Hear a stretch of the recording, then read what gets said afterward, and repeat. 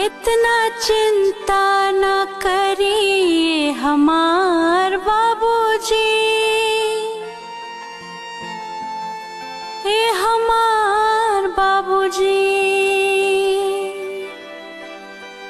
कट जाए सारा दुखवा हमार